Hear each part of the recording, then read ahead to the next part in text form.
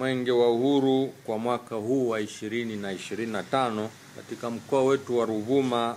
Mbio zake zitaanza tarehe 9 mwezi Mei 2025, ambapo tutaupokea Mwenge wa Uhuru katika kijiji cha Igawisenga, halmashauri ya wilaya ya Madaba, kata ya Wino, ukitokea mkoani Njombe. Utakimbizwa ndani ya halmashauri zote 8 za mkoa wetu na utakabidhiwa katika mkoa wa Mtwara tarehe 17 mwezi Mei 2025. Ujumbe wa mbio za Mwenge wa Uhuru kwa mwaka huu 2025 unahusu uchaguzi mkuu wa mwaka 2025, na kauli mbiu ya Mwenge wa Uhuru wa mwaka huu ni jitokeze kushiriki uchaguzi mkuu wa mwaka 2025 kwa amani na utulivu.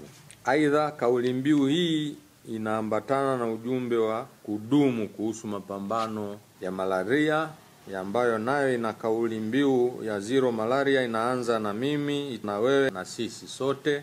Lakini pia kutakuwa na kauli mbiu ya dawa za kulevya isemayo kataa dawa za kulevya, timiza malengo yako. Pia kutakuwa na kauli mbiu kuhusiana na rushwa ambayo inasema kuzuia rushwa ni jukumu langu na lako, tutimize wajibu wetu. Lakini pia kutakuwa na kauli mbiu ya lishe isemayo afya ni mtaji wako, zingatia unachokula. Ratiba ya mbio za Mwenge wa Uhuru katika mkoa wetu kwa kila halmashauri itakuwa kama ifuatavyo.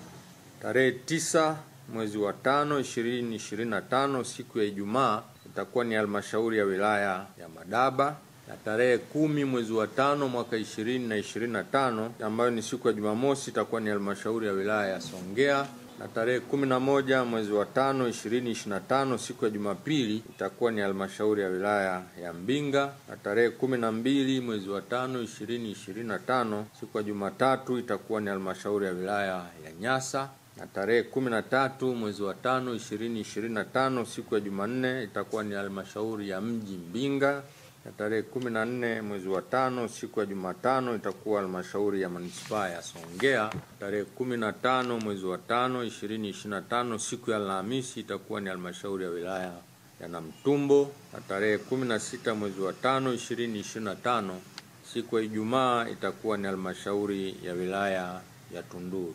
Nitoe wito kwa wananchi wa mkoa wa Ruvuma na wadau wote wa maendeleo wa mkoa huu kujitokeza kushiriki katika mbio za Mwenge wa Uhuru. Kutakuwa pia na midahalo kuhusu masuala mbalimbali yanayogusa maendeleo na maisha ya wananchi. Aidha, sekta binafsi na sekta za umma zinakaribishwa ili kutangaza na kuonyesha shughuli zao kupitia sehemu za mikesha zitakazokuwa zimeandaliwa.